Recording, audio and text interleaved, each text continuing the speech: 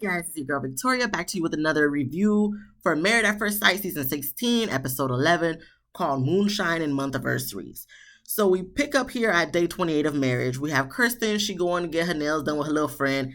Didn't write down the friend's name, I didn't catch the friend's name, but that's okay because we don't see her for the rest of the episode. So she's pointing the finger at Shaq like she always does because it's always him, never her. And she's saying he's been distant, when he be coming home from work, he don't be really talking to her that much. And she needs him to connect with her and spend some time with her because right now she's starting to feel a little rejected.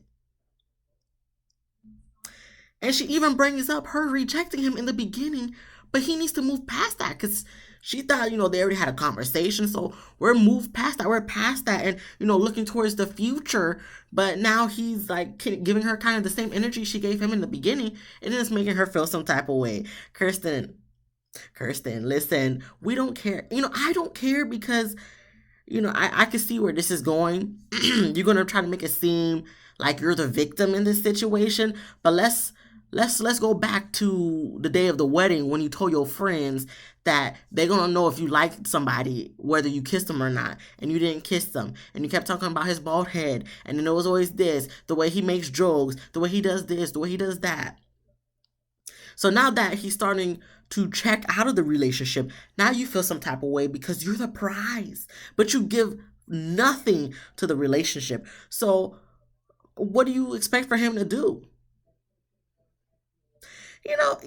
Kirsten, I'm not gonna give you too much of my time and energy right now, but listen, did the friend even give any type of advice? I don't even think so. I don't think the friend even gives no type of advice, and I wouldn't either because the friend probably already know what Kristen is about. So she was like, I'm not even gonna say nothing. I'm just gonna wish her the best of luck, and hopefully they can spend that quality time together because I'm gonna be lying if I try to give her advice when I know she's just telling me this in front of the cameras, but behind camera, she probably telling me a whole different thing. Kirsten, please. Nobody believes it. Everybody already see through your BS since like episode 2. It took me a little longer to realize that, but everybody see what you about, Kristen. So we just gonna move on to the next scene. We get to Nicole. Her dad brings Charlie over to visit her and Chris, and the dad's still on his like, oh, I don't really care for Chris type of thing. But when they do go out to the balcony to talk, the dad does give Chris some advice, pretty much telling Chris, listen, because Chris was talking about Nicole wakes up early, so he's trying to wake up a little bit earlier each and every day. So the dad was just like, listen, at the end of the day, you got to be yourself. So don't try to conform to what Nicole likes because at the end of the day, that's not going to make you happy. If you're too busy trying to make everybody happy, you're going to make nobody happy, and you're definitely not going to make yourself happy. So I thought that was very good advice that the dad gave to Chris, and the dad want to let us know in a confessional that, he thinks Chris is nice and he seems nice and all that, but he needs big dick energy and confidence. He actually did say the word dick. They bleeped it out and stuff, but, he said dick. And I mean, he's not wrong, but I'm just like, can we not? No, it didn't flow when you said it, sir. But thank you for being real. It just, for me, it didn't hit the spot that it needed to hit. So, but yes, I would agree. Chris, I mean, I kind of am conflicted because I feel like you're a manipulator, low-key, high-key. But at the same time, I feel like you're trying to not say what you really want to say to Nicole. Because by the end of the episode, I feel like you really was like, okay, now she's starting to annoy me. But you need to let her know that. Don't let us know in the confessional. Because you already said too much in the confessional that you already had to kind of do control damage last week. So I'm going to need you to actually let her know, listen, I know this is how you feel. I know this is, but we got to get better, okay? We got to build our confidence. So maybe both of y'all need to build confidence. Maybe you guys need to separately both go to therapy and, confidence management, if that's even a thing. I doubt it is, but I'm sure somewhere there's a word for it. Y'all both need to build on your confidence separately, and then hopefully together can be a power couple, like people like to say in these like couple goals. But I see what you were saying, Nicole's dad. I don't know his name. I don't remember his name. But it doesn't matter. We're going to move then on to Eris. He goes out for drinks with his friend Harold, and Eris is just waiting for a vibe from Jasmine to make him attracted to her. Eris, I like how you make all these excuses of what you need from her to do for you, but at the same time, listen, I understand you want that chemistry. I understand you got to have that chemistry for it to get somewhere. But since you're saying you need a vibe from Jasmine, she waiting on a vibe from you. I think y'all just need to come together and create a vibe for it to get to somewhere. But we know it's not gonna get to nowhere because you ain't attracted to homegirl. Because she's too much of a goody two shoes for her. For you, I know you want your little Meg Thee Stallion and Serena. Her booty too small and she too, she don't be cheating. So for you, it's okay. But Eris, how long we gonna drag this situation? How long, like really, how long we gonna drag this? The friend tried to give advice saying if she needs more, give it to her. But what point? What's the point of giving it to her when he already know this ain't gonna work? Cause he already checked her out from the moment she probably didn't give him no play when he was asking her favorite sexual position. He already checked her off the list. So what's the point of giving it to her when he already know ain't gonna go nowhere? Just so he could get a nut off. He could jack off in the bathroom. Okay, he don't need. Listen, Jasmine, she don't need that, and he knows she don't need that. So I'll at least give him that. That listen, he already know what it is. He already know it ain't gonna work. So I'm not even gonna even give her no play like that because I ain't trying to get nobody emotionally connected to me. That's what he was saying. We're gonna get to that later on in the episode in this review, but I can at least respect him for that. We then move on to day 29 of marriage. Chris, Nicole, Gina, and Clint, they go on a double date to a comedy bus tour. It was okay. They was learning Southern slang and all that stuff. So, there was only 4 people on the bus. And it was a little corny to me, not gonna lie. But I feel like all little tour guide things are a little corny. But I think that's what makes it fun, if that makes sense. I don't know. I don't think it makes sense. But, okay. Afterwards, they go to what is it? The Old Smoky Moonshine Distillery. I'd be seeing the Old Smoky little moonshine things at Total Wine. So I'm sure it tastes good. I don't drink like that, but I can imagine it'd be strong because even the little shot glasses were so tiny. I'm like, oh, this look like the little communion cup they give you at church. I'm like, oh, so this must be strong. I always heard moonshine was, but he gave them a lot. I think the guy's name was Wayne. Gave them a lot, and they was making jokes about, Nicole saying she loves him and stuff. So he's like, oh, sorry, I'm married. Show the ring. He been married for 6 years. Nicole asked him for some marriage advice. I'm like, did the producers ask you to ask him that? Why? So he just tells them to be honest with each other. They talk, and then they, mention last names, who's taking whose last name. Nicole says she's not going to take nobody's last name until after decision day. Then we have Gina saying she's not going to take nobody's last name until after being with each other for a year. I didn't take it as much. I just felt like, okay, I can see that. Obviously you just met this person, even though y'all technically got married at first sight, but you got to work up to that. Honestly, if we want to get personal, when me and my husband got married, we got married December 26th, and not this past year, a few years ago. But anywho, I didn't change my name until my birthday the following year in May. So even I took a while before I changed my last name. But that's because I started a new job and, probation and all that stuff. But still, it took me a while before I changed mine. So for them, they want to wait a little bit, whatever. Okay. At least they're in their head okay, eventually I will take their last name. So I didn't think too much of it. Chris made some mention to the confessional that, oh, he would like her to take his last. Just wait on it, Chris. You the one who already talking about you don't want to even be living with each other after the 2 months. So you shouldn't be feeling no type of way that she don't want to change her name right then and there yet. Okay. We then move on to Eris and Jasmine. They go to a rage room as a date. Anything to take from that? No. They smash plates and poorly try to hammer down some tin lids and whatnot. Jasmine talking about she needs to let out a lot of frustration. Well, Jasmine, you didn't do that much damage. I felt like you should have put more oomph in it. But the sledgehammer might have been very heavy. So I know she's skinny and dainty, so maybe she couldn't, do damage. Ares didn't seem like he was doing that much damage either. The most they could do of damage is plates. So there's that. We finally get to day 30 of marriage, guys. They've been married for 1 month. We start off with Shaq and Kirsten. They go skating. And the helmet over Kirsten's head. I'm like, the helmet's not even on properly. Is there a bigger size helmet that she could put on?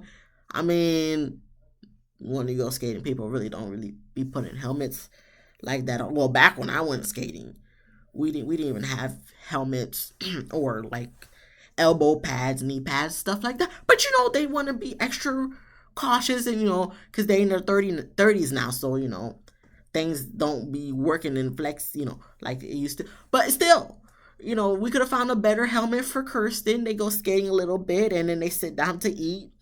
And Kirsten tells Shaq that he doesn't give her the vulnerability and doesn't really. I'm so sorry. Pause. All right. Sorry, I had to catch on my words. He doesn't give her the space for her to be vulnerable with him, for her to open up to him. Shaq's looking at her like that's a bunch of BS. I'm looking at her like that's a bunch of BS. Twitter's looking at her like it's a bunch of BS. We're all looking at her like, girl, what are you saying right now?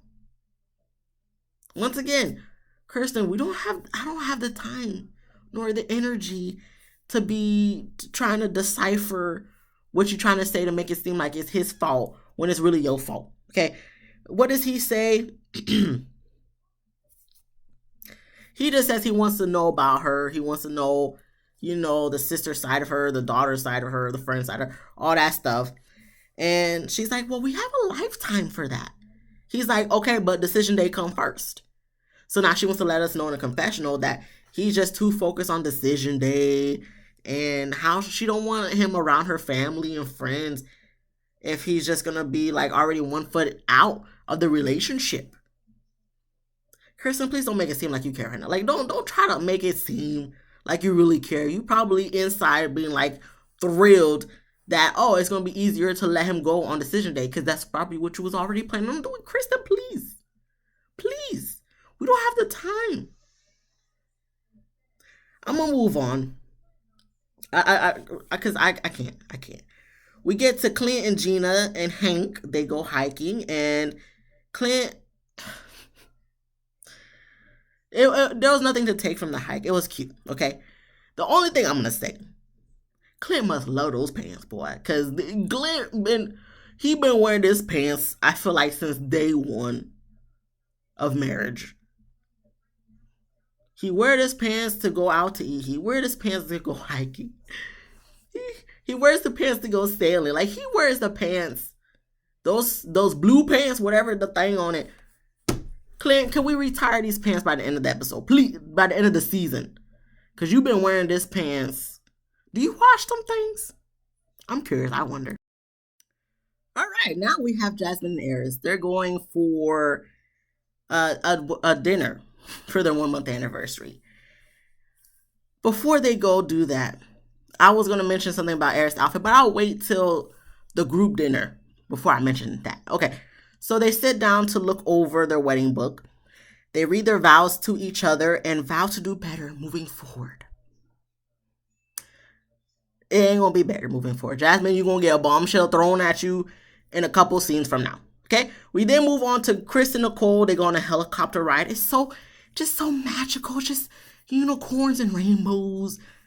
Nicole's so in love, but she don't want to say it first because she wants Chris to say it first. So she's just gonna just ride out into the sunset with her champagne. I seen the helicopter tilting a little bit. I'm like, let's not. I hope this champagne don't just be drenched all over them. You know what I'm saying? Because I feel like if my husband was I'm sorry. If my husband was the guy doing the helicopter, he probably would have made the thing. Okay. But anywho, yeah, it was cute. It was cute, whatever. We gonna move on to Gina.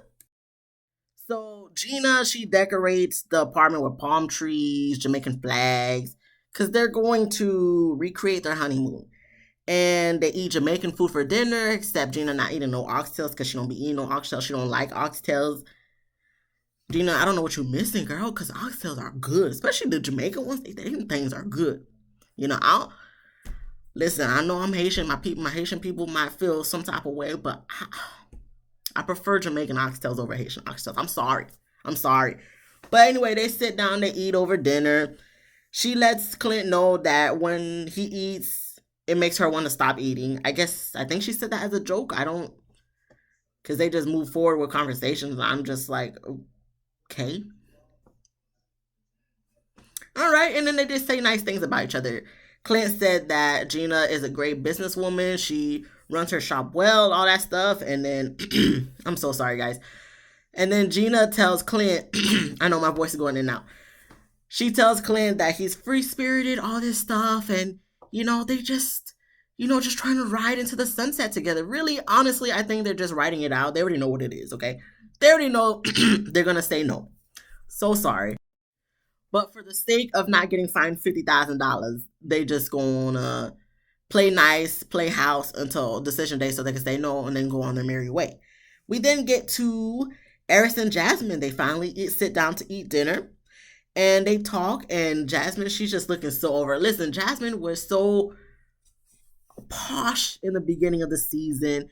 We're on episode 11. She's just looking over. You see the attitude side of her coming out. Like, she just don't give a F. She's just like, and so what we doing? Like, she literally sitting at the table like this,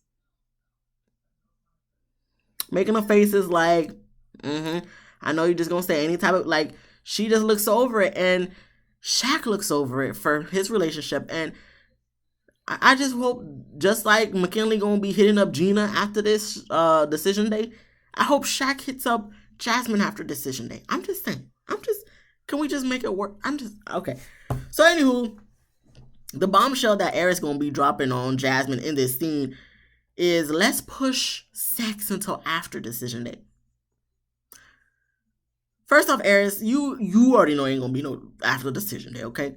I'm gonna be surprised if you guys make it to decision day and you still didn't tell this girl you don't want to be with her. But Jasmine looking hurt and stuff. Jasmine, don't look hurt. You need to be looking for others. You need to be preparing yourself for whose DMs you about to slide into after decision day. Because at this point, that would have been a wrap for me, to be honest with you. I would have been like, okay, so you don't see this going nowhere. Because in the beginning, you was talking about my favorite sexual position, but now you're talking about no sex until after the decision. Okay, cool. What dating app can I go on to prepare so I can already have my list lined up for after decision day of people for me to go on dates on? Because I'm not about to spend wasting my time with you, even though we still got a whole nother month to go through this. But like I said, she seemed a little distraught, but don't be, Jasmine. Don't be. Shaq's waiting for you in the other apartment downstairs, okay? He waiting for you in the other apartment downstairs. After that, ain't nothing else to say about that, because he made some comment of that if they have sex, she's gonna get emotionally attracted to him, and he don't want none of that because he ain't feeling it with her. So, okay. All right. Eris, you letting her down slowly, but you just need to give it to her raw. No, we're not gonna make it. I don't want to be with you on a divorce. But nobody wants that fine, so. Next, we have Nicole and Chris. They sit down to watch their wedding video. At first, Nicole was like, oh, look at us. But then she sees her makeup was bad. So that's all she talks about throughout the whole thing. Oh, my makeup looks so terrible. Honestly, I had to take a deep breath because I was going to kind of go in like, Nicole, what are you doing? But I had to see myself in that moment because I feel like sometimes I over-criticize myself too when I look at pictures, when I look at videos. Sometimes when I even watch my reviews, I'm just like, oh, I could have said it this way. Oh my gosh, my hair is sticking out. But you know what? At the end of the day, I saw, I conquered. So I feel like I see what you're saying, Nicole. I know what it is to look at yourself and just be like, I just don't like it. But at the end of the day, you did look beautiful. I thought you looked beautiful. Chris thought you looked beautiful. So that's all that matters. You know what I mean? Even Chris tried to give her reassurance, Like, let's focus on the bigger picture. Like, we got married. It was a beautiful ceremony. You looked beautiful. I thought you looked beautiful. I told you you looked beautiful. But her response was like, well, you signed up for the good and the bad. And Chris was annoyed because he's just like, I'm not trying to keep focusing on, oh, your makeup was bad through your perception, but like, I don't think she thought it looked bad the day of. So I think that's just part of her confidence that she needs to build. Just like he needs to build confidence on himself, she tries to reassure him.